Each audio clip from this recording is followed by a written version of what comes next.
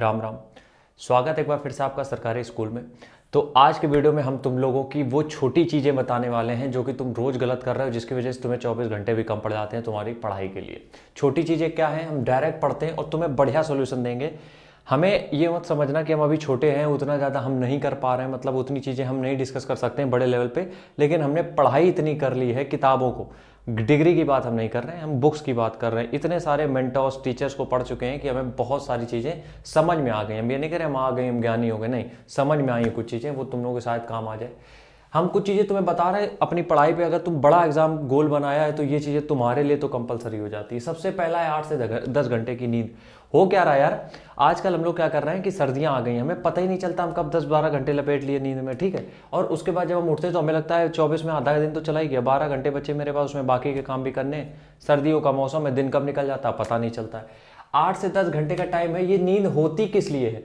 ये नींद होती है आपकी बॉडी को रिकवर करने के लिए, कि कितनी जल्दी आपकी बॉडी रिकवर हो जाए ताकि बाद में अच्छे से काम करे। अब किसी का रिकवरी टाइम 4 घंटे, 6 घंटे, 8 घंटे हो सकता है, ये हो सकता है। लेकिन अब यहाँ पे एक चीज ये समझने वाली बात है कि ये सब एक मिथ है, ठीक है, ये सब एक मिथ है। अपनी बॉडी को आप जिस तरीके से डिजाइन करोगे वो वैसे ही अडॉप्ट कर लेगी चीजें। हम यहाँ पे बस डायरेक्ट सोल्यूशन आपको दे रहे हैं कि जब भी तुम्हें लगे कि तुम्हारा टाइम नींद में बहुत ज़्यादा जा रहा है तो हमेशा एक बात का ध्यान रखो, हमेशा 9 और 10 के बीच में सोने की कोशिश करो। हमेशा जब भी तुम्हें ऐसा कुछ करो कि 9 से 10 के बीच में तुम्हें नींद आ जाए, 9:30 पौने 10 इसके बीच में नींद आ जाए, क्योंकि ये जो टाइम पीरियड होता है ये बेस्ट होता है आपकी नींद के लिए। 9-10 बजे के बीच हमेशा सोने की कोशिश करो और इसके लिए आप एक रूटीन सेट करोगे, हो जाएगा। कैसे वो बताते हैं। 9-10 बजे की नींद सेट करो कि 9-10 बजे आप सो जाओ और 3 से 4 बजे के बीच में उठ जाओ। 3 से 4 बजे के उठ जाओ। कम से कम आपको 5 घंटे का यहाँ पे मार्जिन मिल गया, कम से कम 5 घंटे, अधिकतम 6 घंटे। और यकीन मानो अगर तुम इस साइकिल में 9 से 10, 3 से 4, ये हो गया सोने का टाइम और ये हो गया जगने का टाइम, यकीन मानो तुम अपने दिन को इतना प्रोडक्टिव बना लोगे कि तुम्हें पता भी नहीं चलेगा कि तुम्हारी लाइफ कैसे एकदम से चेंज हो चुकी है, ठीक है।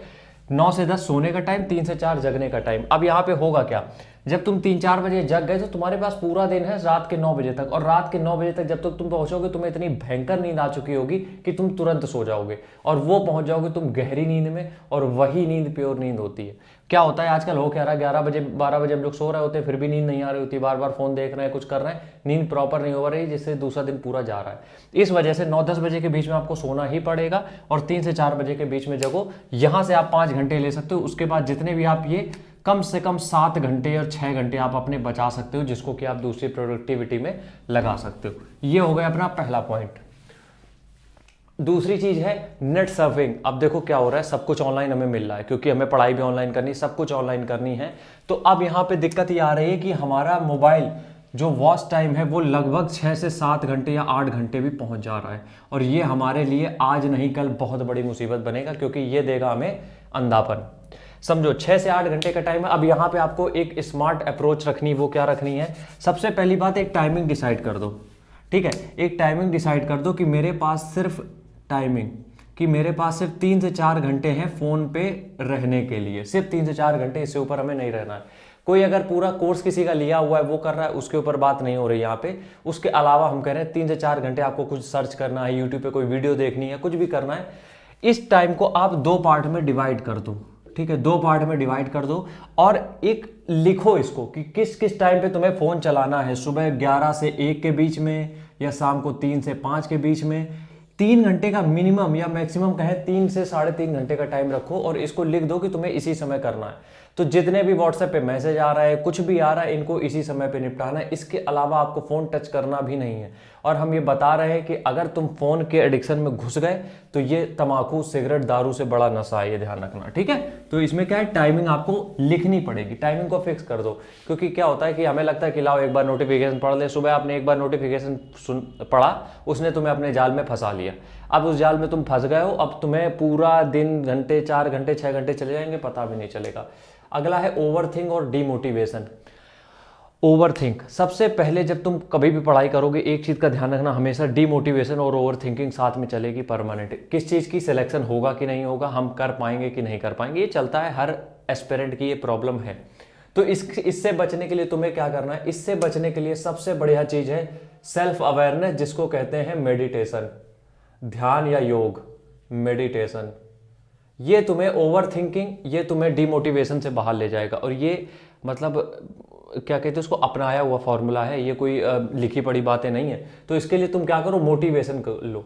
अब मोटिवेशन के लिए दिक्कत ये, सॉरी डिमोटिवेशन कह रहे हैं, मेडिटेशन, ठीक है। इसके लिए कोई टाइमिंग नहीं है, इसके लिए कोई टाइमिंग नहीं है कि कब आपको करना है कब नहीं करना है, कोई जगह डिसाइड नहीं है। बस इसके लिए दो चीज़ें चाहिए। एक तो चाहिए आपको प्लेन सरफेस, वो तो आपको तुम्हें कहीं भी मिल जाएगा। अब हाईवे में ना जाके बैठ जाना, प्लेन सरफेस होना चाहिए जहाँ पे तुम आराम से बैठ जाओ, कोई डिस्टर्बेंस ना हो। दूसरी चीज़ चाहिए थोड़ा सा नॉइस कैंसिलेशन वाला चीज़ें होनी चाहिए, कि नॉइस बहुत ज़्यादा आवाज़ इधर शोरगुल ना हो रहा हो, ठीक है। एक ऐसी जगह जहाँ पे तुम्हें बाहर की आवाज़ें थोड़ी सी कम सुनाई दे रही हो। ये कहने में थोड़ा स्पिरिचुअल लगेगा, लेकिन ये बात फैक्ट है। जब बाहर की आवाज़ें सुनना बंद करोगे तभी अंदर की आवाज़ सुन पाओगे।